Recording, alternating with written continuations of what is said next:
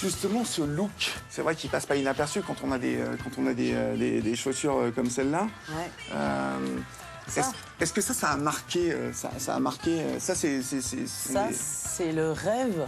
C'est le rêve de tout gothique, tout jeune gothique de 15 ans. C'est très chargé, très ostentatoire, on va dire. On le remarque. Ouais. Mais en fait, pour certains, c'est leur début, donc certains, ils en font un petit peu trop, je leur dis à chaque fois. Mais c'est le rêve de tous. Donc bien sûr, quand un gamin arrive avec sa maman pour se faire offrir sa première paire de New Rock et qu'il lui présente ça... Pas fastoche. Je lui dis non, mollo, hein, on va commencer par quelque chose de plus soft. Celle-là, tu la mets avec des chaussures, enfin avec un pantalon, et c'est quand même assez discret, quoi. Donc voilà, ça coûte à peu près 200, 300 euros pour une paire 200 à 300 euros. 200 à 300 euros pour une paire de chaussures. En fait, le prix ira en fonction du travail qu'il y aura sur la chaussure. C'est quoi la clientèle goth aujourd'hui? Alors c'est des jeunes, les plus jeunes, j'en ai eu des tout petits. Ouais. Ils suivent les parents, en fait. Ils suivent les parents. Ouais, je suis D'accord. contente. J'en ai mon 10 ans. 10 ans le plus jeune, mais bon, c'est... Mais il vient tout seul ici? Avec ses parents. Il vient avec ses parents? Il vient avec ses parents, il achète un t-shirt, un sweat, un petit bracelet, Ouais. avec des petits clous, mais il est heureux avec ça. D'accord. J'en ai d'autres qui ont majoritairement entre 15 et 17 ans. Ouais. Donc moi, je suis là, à chaque fois, je suis là pour faire le tampon entre le jeune et le parent. La maman qui n'accepte pas que son enfant soit goth, parce que malheureusement, il y a des mauvais clichés qui ont été véhiculés par les médias. Et lui dire, madame, vous voyez, on peut être gothique et réussir dans la vie. Et là, je viens à la troisième catégorie, des gens qui sont bien installés, des ingénieurs, Ouais. des consultants, des infirmiers, des médecins. J'ai vraiment tout le monde dans ma boutique. Une femme de 34 ans qui est gothique depuis 22 ans. Est-ce qu'elle a essayé d'autres métiers? Est-ce qu'elle a eu d'autres métiers? J'ai travaillé pour des ministères, Elle a travaillé pour des ministères. de la défense, Ouais. de l'intérieur. Ouais. J'ai travaillé dans la restauration, dans l'hôtellerie, Dans les banques. dans les banques. Ouais. Voilà. Tu t'habillais comme ça? Malheureusement, non, tu peux pas. Dans notre société, les gens sont... Et puis, de toute façon, il y a des métiers où tu dois le porter en uniforme. Ouais. Ça veut dire quoi? Ça veut dire que quelqu'un qui est gothique, dans la vie de tous les jours, il peut pas être policier? Si, justement. T'en connais? Oui. Ouais. Ouais. Je connais des policiers, je connais des infirmières, je connais des pompiers, je connais tout le monde. D'accord. Une apparence, un look pour lesquels on est prêt à dépenser sans compter. Ce samedi, c'est justement la journée shopping pour Andy et sa copine. Et c'est devant la vitrine d'un magasin goth que je les retrouve. C'est à l'arrêt, là. Ouais, c'est sûr. Coup de cœur sur des plateformes. Sûrement mon futur achat. Ça coûte combien, ça, à peu près? 350 à 400 euros, même beaucoup plus haut parce qu'il existe aussi des plateformes 50, 60 cm. Combien de temps tu travailles pour te payer une paire de pompes comme ça? Ici, j'ai travaillé pendant 3 semaines complètes et bon, ça m'a payé quelques fringues, mais voilà quoi. Pour des pompes comme ça, un mois de travail quoi, largement, en faisant des petits boulots, tout ça. Quoi. D'accord. Donc voilà. Et c'est plutôt les noirs ou les petites à paillettes? Plutôt les noirs, mais celle à paillettes, j'aime beaucoup. C'est assez coloré tout ça et c'est flash, donc pourquoi pas. Et quand ils sont à Bruxelles, Andy et sa copine font toujours un détour par le Hard Rock Market, the place to be des accessoires goth. C'est une boutique qui existe depuis assez longtemps et c'est fort connu ici à Bruxelles pour tout ce qui est bijoux et tout ça. Une vieille boutique où l'on trouve tout pour agrémenter ses tenues plutôt rock'n'roll. Et l'occasion pour moi d'avoir une discussion éclairée avec Annick, la maîtresse des lieux, sur ses clients un peu particuliers.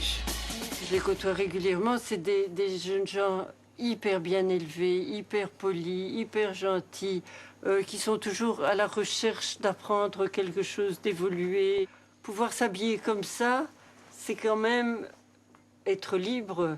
Et les gens sont dans un système social tout à fait coincé, avec des interdits de liberté dans leur propre vie. Donc, ils reprochent aux autres ce qu'eux aimeraient peut-être faire. Vous avez des parents qui franchissent le pas de votre porte pour venir un peu vous poser des questions. Est-ce que vous avez à répondre à certaines inquiétudes? Quand il arrive que j'ai des parents qui me posent des questions, moi je leur dis qu'ils ont beaucoup de chance d'avoir des enfants gothiques parce qu'ils ne se droguent pas, ils ne sont pas violents, ils ne sont pas délinquants, ils sont Ils font une recherche spirituelle, une recherche intellectuelle, c'est Esthétique, génial. ouais. Ouais, c'est vraiment génial. On est beaucoup... C'est ce qu'on peut rêver d'avoir comme enfant.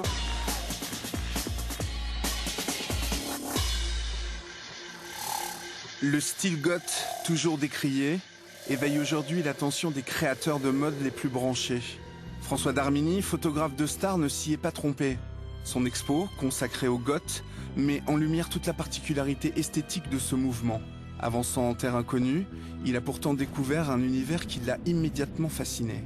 Quelle image vous aviez des gothiques avant de les connaître, avant de les photographier? Des gens qui s'habillent différemment, Ouais. uniquement ça. Vous avez rencontré des gens gays plutôt, des gens... J'ai rencontré des gens qui peuvent au départ, dans l'apparence comme ça, de se donner une image un peu austère, un peu réservée, Ouais. avec une certaine mélancolie. Mais je pense qu'on est comme tous les autres. Tous les êtres humains, on a chacun un masque et le masque il tombe à un moment et il se passe quelque chose de naturel, c'est qu'ils sont comme nous et il n'y a pas de différence quoi. En fin de compte, l'idée était de montrer aux autres un autre regard qu'on peut avoir sur les gothiques. C'est-à-dire que pas un regard péjoratif, bien évidemment, parce que je suis toujours assez positif dans ce que je fais photographiquement. Et je voulais avoir ce regard-là. Et je pense que petit à petit, ils le comprennent maintenant. Et je trouve ça génial de pouvoir... Ça a l'air de beaucoup plaire à votre fille, cette exposition. Oui, tout à en fait. cas. Tara apparaît tantôt. Justement, je vais vous demander un truc qui est peut-être embarrassant pour vous, mais en même temps, j'ai très envie de vous le demander. Dites-moi, quelle est celle que vous préférez? Moi, j'aime beaucoup la photo de Stéphanie. Oui. Parce que c'est ce que j'imaginais comme image sur les gothiques. J'ai peut-être envie de mettre cette photo chez moi. Et ces yeux-là, ça ne vous dirait pas quelque chose?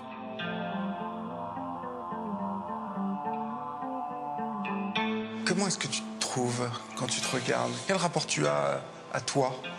Comment il m'a rendu? Ouais. Je suis émue. Très émue. T'es belle. Ouais. Ouais. Franchement, je me trouve magnifique. Tu l'es? Ouais, mais c'est de se voir comme ça, de savoir, là, que je viens d'apprendre que ça va faire pratiquement le tour du monde. Ça va faire le tour du monde. Ah bah moi, c'est... Heureusement que j'ai pas un pacemaker, hein. Ah, parce que je claque sur place, là. Non, c'est vraiment un grand hommage qu'il nous fait, un grand honneur, surtout un grand honneur, oui. D'être une fois dans notre vie accepté tel qu'on est et de voir qu'on va nous voir et qu'on est en fait des gens normaux, qu'on n'est pas des malades mentaux. Est-ce que François n'a pas immortalisé Stéphanie? J'ai acquis la vie éternelle. T'as acquis la vie éternelle. Quelque part, oui. Quelque part. Ça restera toujours gravé. J'espère que dans 20 ans, mes nièces, mes neveux, tout ce que j'espère qu'ils seront fiers de moi. D'accord. Et je pense à ma mère maintenant, quand elle est décédée, que j'étais jeune. Je crois qu'elle peut être fière de moi.